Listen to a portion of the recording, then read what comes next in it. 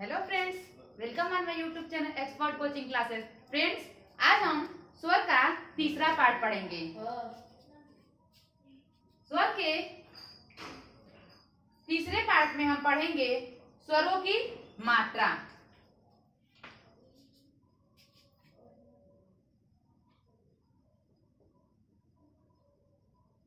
स्वरों की मात्रा हम कैसे पहचानेंगे या फिर कैसे लगाएंगे।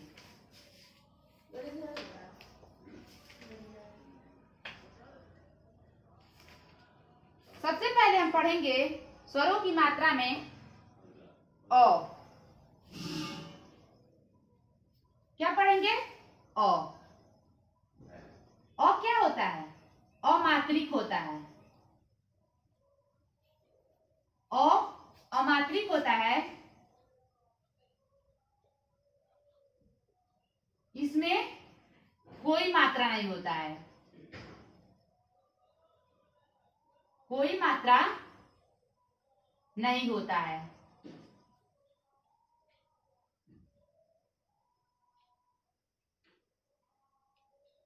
जैसे कलम। जैसे क्या लिख लेंगे? कलम। दूसरा होता है हमारी मात्रा आ।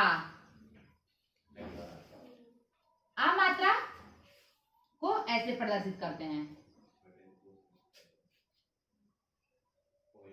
इसको आ में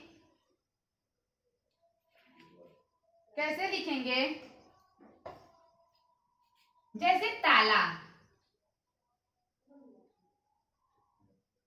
या फिर राजा। अब किसकी मात्रा? छोटी ई की मात्रा। छोटी की मात्रा ऐसे कोई भी शब्द रहेगा उसके आगे से लगेगा। जैसे देख लेंगे हम लोग किसान।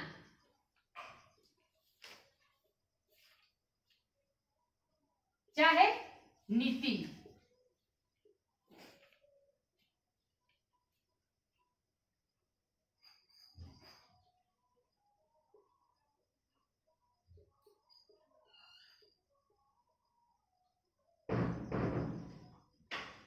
अब देखिए, छोटी की मात्रा पढ़ लिए।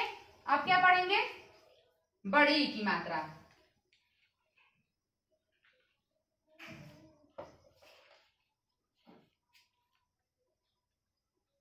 बड़ी की मात्रा को इससे प्रदर्शित करते हैं। बड़ी की मात्रा में से हो जाएगा पानी या फिर रानी। उसके बाद से छोटा ऊ की मात्रा। छोटा ऊ की मात्रा को ऐसे प्रदर्शित करते हैं। जैसे क्या हो जाएगा इसमें? कुसुम। उसके बाद से क्या आएगा? ऊ की मात्रा। ऊ की मात्रा में फूल चाहे भालू। अब देखिए री की मात्रा। री की मात्रा ऐसे रहेगा या फिर ऐसे। री की मात्रा में मातृ चाहे मातृ। ये हमारा क्या हो गया? री की मात्रा हो गया। री के बाद आता है ए।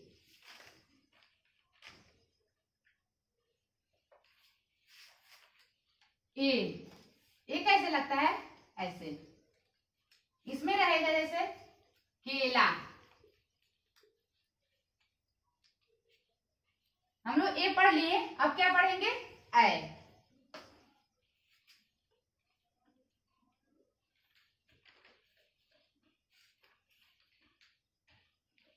ऐ की मात्रा कैसे लगेगा?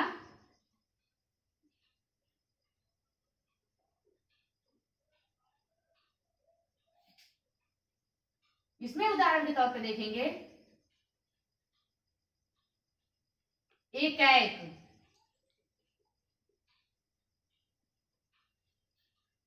ऐ की मात्रा हो गया। अब किसकी मात्रा देखेंगे? ओ। ओ की मात्रा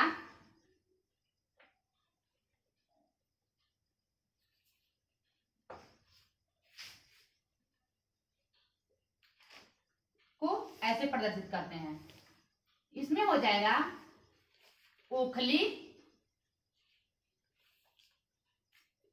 या फिर रोहन। ओ के बाद आता है औ। औ की मात्रा हमारा ऐसे लगता है। औ में हो जाएगा औरत या फिर कौशल।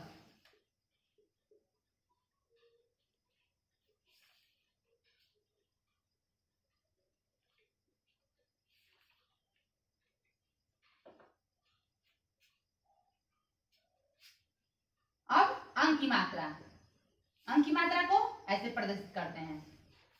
अंक की मात्रा में हो जाएगा जैसे हम लोग का अंगद।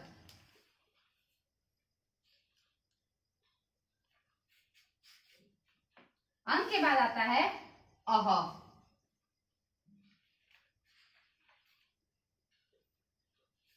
अह को ऐसे प्रदर्शित करते हैं जैसे इसमें हो जाएगा अंततः।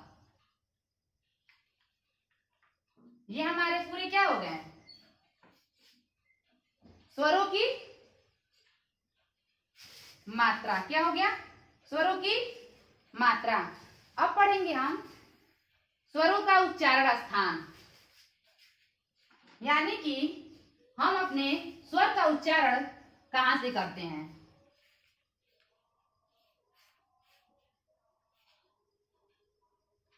स्वरों का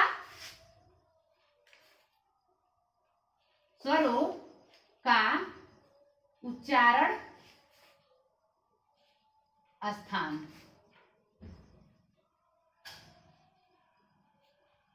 स्वरों का उच्चारण स्थान, स्वरों का उच्चारण स्थान हम लोग मुख्य रूप से 5 जगह से करते हैं।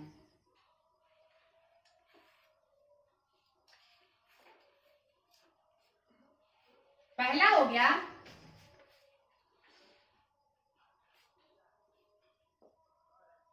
पहला कंठ, दूसरा तालु,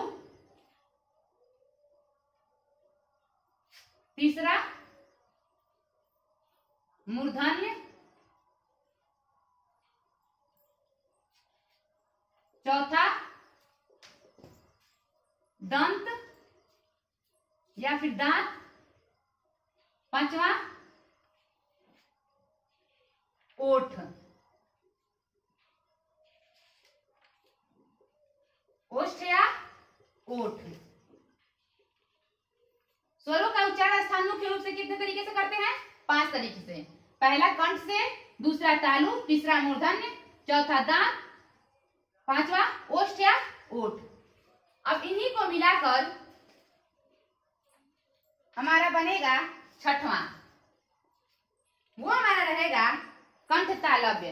छठवां क्या रहेगा, कंठ तालव्य।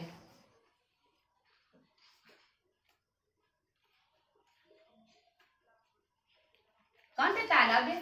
सतवां रहेगा कंठोष्ठ है,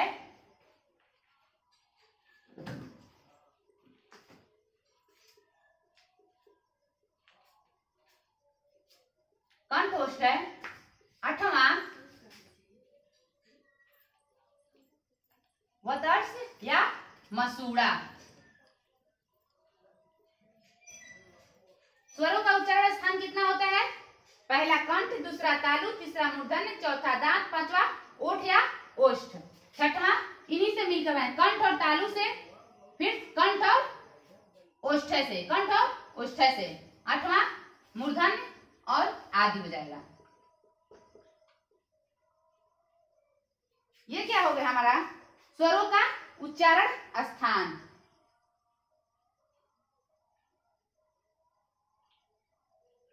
स्वरों का उच्चारण स्थान। अब हम पढ़ेंगे इनका प्रयोग स्वर में कहां कहां करते हैं। ओ और आ का उच्चारण स्थान क्या होता है, ओ से अ तक का कहां तक होता है, कैसे होता है और कहां से हमारा उच्चारण होता है। ओ और आ का उच्चारण कंठ से होता है।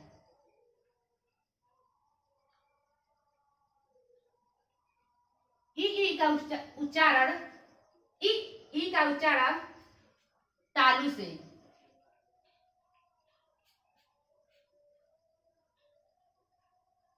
अब देखिए ओ आ का हो गया कंठ, ई का हो गया तालु, उ का किससे होगा?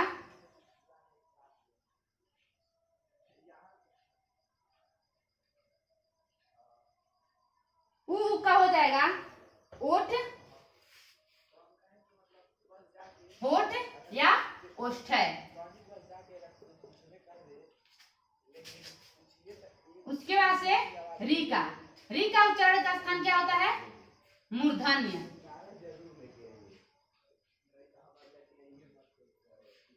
अब ए और ए का उच्चारण स्थान क्या होता है?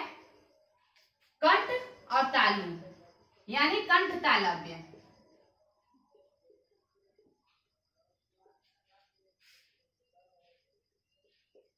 ओ औ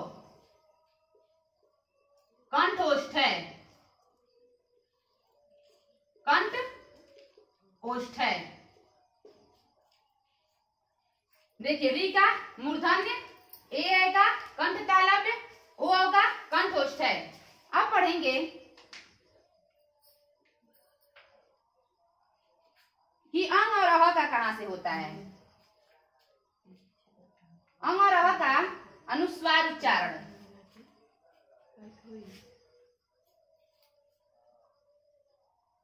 अब देखेंगे हम अनुस्वार उच्चारण।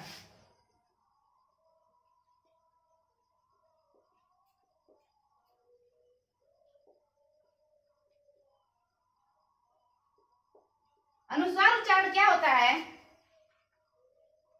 इसमें हमारी ध्वनि नाक से निकलती है। अनुस्वार उच्चारण क्या होता है? ध्वनि नाक से निकलती है।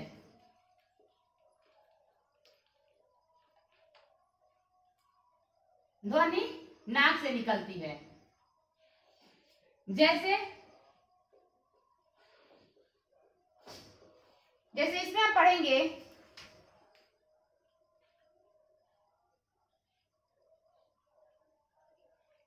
अंगूर,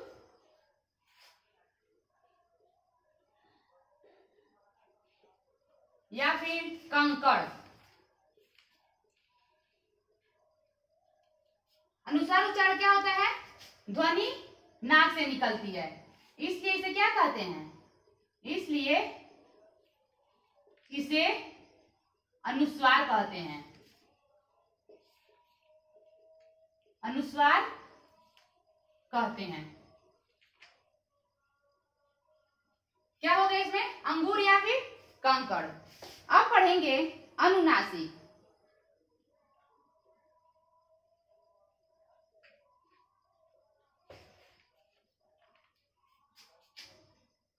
अनुनासिक क्या होता है?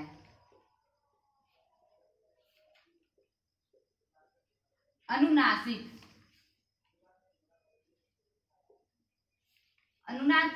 ऐसे चंद्र बिंदु रहता है। अनुनासिक में हो गया, इसमें ध्वनि या वायु, इसमें हमारा ध्वनि या वायु कहां से निकलता है? नाक व मुंह से। नाक व मुंह से निकलती है।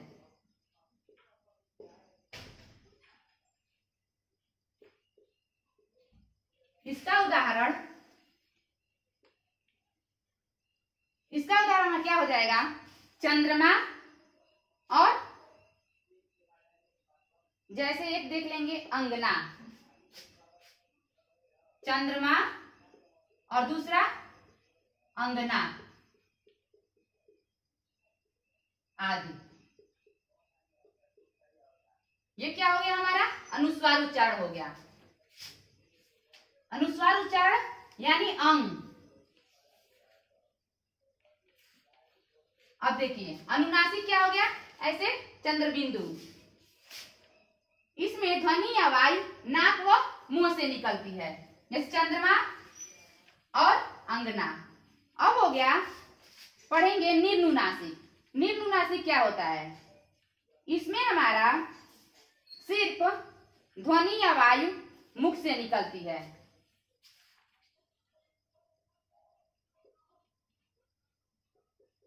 निर्नुनासिक में, निर्नुनासिक क्या होता है, निर्नुनासिक ध्वनि या वायु मुख से निकलती है।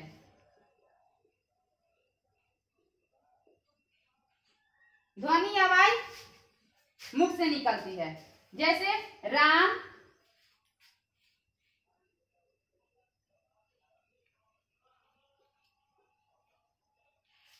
राम, काम, शहर। निम्नुनासिक क्या होता है, सिर्फ ध्वनि या वायु मुख से निकलती है। अब देखिए पढ़ेंगे विसर्ग। विसर्ग का प्रयोग कैसे होता है। विसर्ग में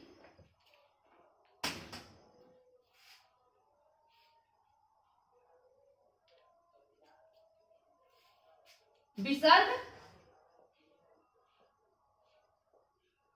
युक्त,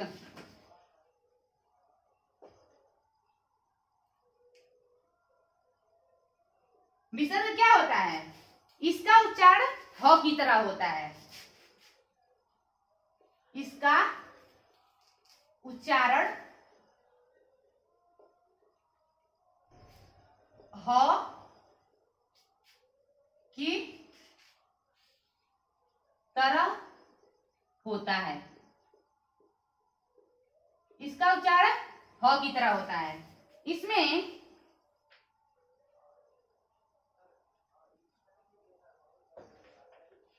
उदाहरण के तौर पे देख लेंगे,